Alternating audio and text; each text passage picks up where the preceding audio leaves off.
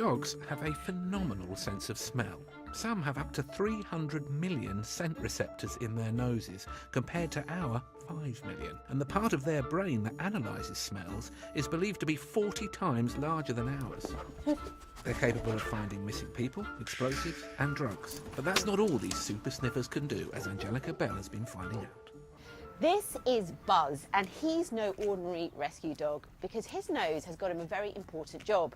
He's training to be a medical detection dog, and he's taking me to work today. Aren't you? Should we go to work? Let's go. Come on.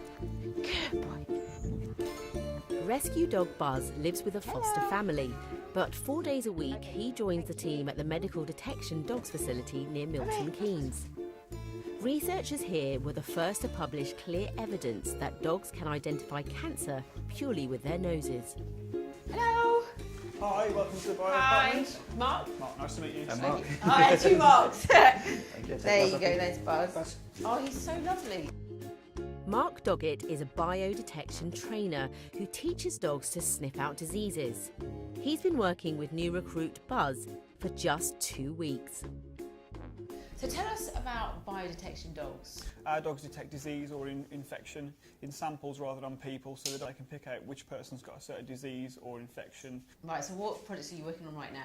At the moment we've got a urological cancers project, Parkinson's disease, malaria, bacterial infection and some other projects as well.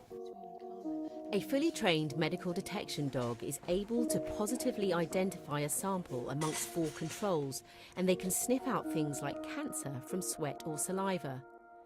But because Buzz is still learning, they're using a training scent and only 2 controls. So he's searching down now, he gets position 2 there. You can see he's found it there. Yeah. So Mark gives him a click, and for Buzz he just understands that click means you've done the right thing, your food's coming for what you did then. Dogs inhale through their nostrils, but exhale through slits on the sides, allowing a clear airway for new odours to be inhaled directly into the centre of each nostril.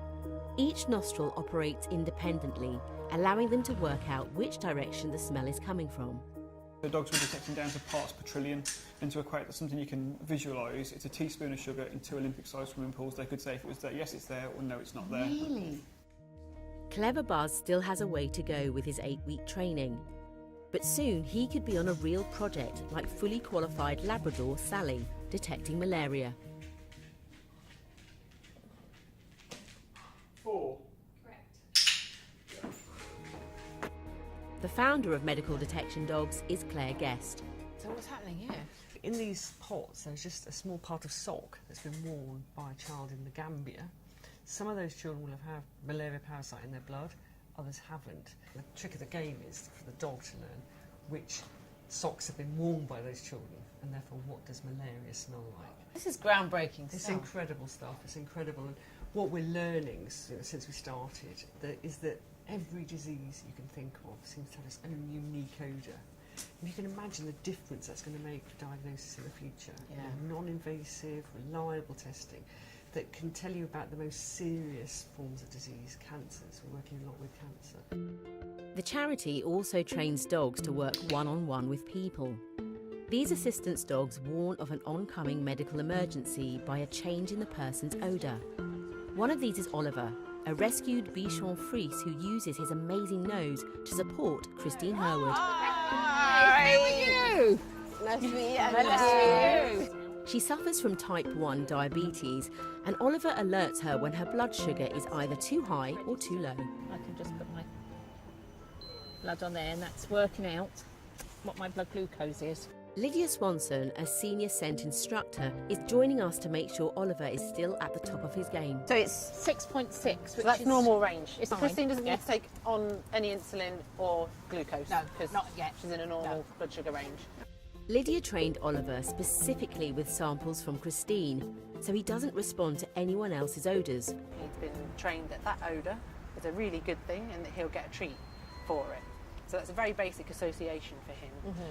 Why did you need Oliver? Because I'm type 1 diabetic on insulin, and I've got no hypo awareness whatsoever. So you cannot tell? I can't tell. I can be walking around and it can be, say, 2, even 1, it's dropped down to without Oliver.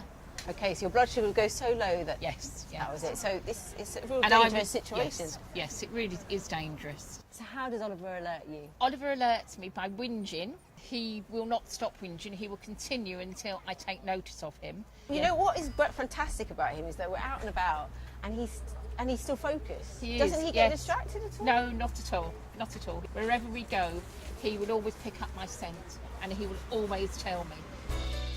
Well, Oliver certainly seems to be a reliable little chap. Time for me and his mum to stop for a coffee. So what was life like before you had Oliver?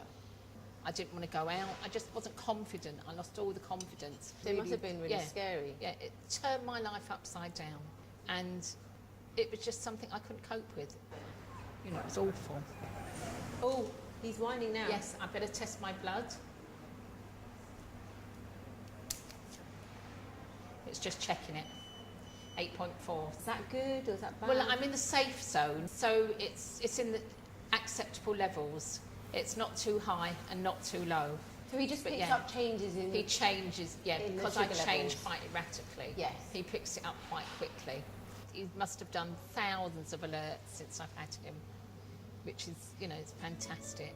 It's a safeguard, he protects me. He's very good. I don't know what I'd do without him. I couldn't live without him, to be quite honest. Rescue dog Oliver has certainly given Christine a new lease of life with his super sense of smell. But it seems a dog's nose has the potential to do even more and perhaps one day save lives.